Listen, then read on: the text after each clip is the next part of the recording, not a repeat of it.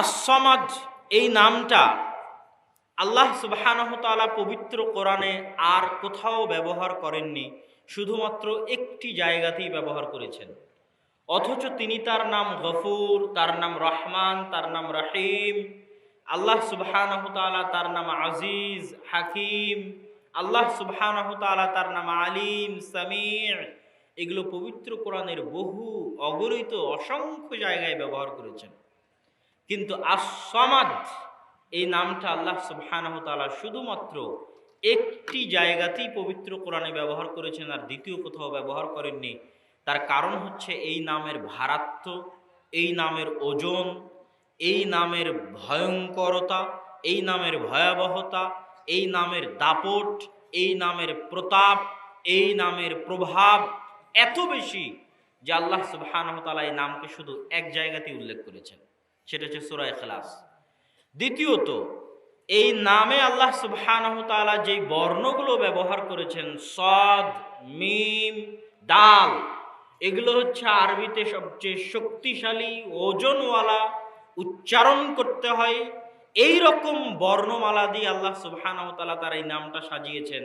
এই নামটার উচ্চারণও অনেক ভয়াবহ। সামাদ অনেক ভয়াবহ উচ্চারণ, সহজ উচ্চারণ নয়।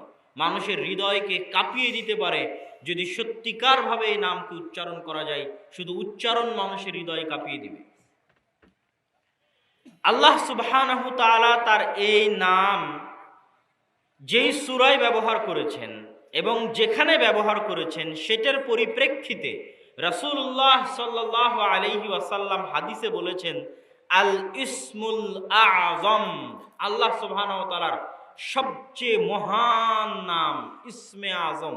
আপনাদের বহু জানা আছে এই বাক্যটা যে ইসমে আজম দিয়ে দোয়া করলে সেই দোয়া ফেরত দেওয়া হয় না, সেই দোয়া সাথে সাথে কবুল করা হয়। ইসমে আজম শব্দের অর্থ হচ্ছে আল ইসমুল আযম।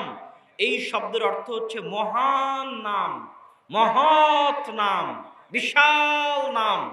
সেই ইসমে আজমটা হচ্ছে আল্লাহ সুবহানাহু ওয়া তাআলার এই নাম আস-সামাদ।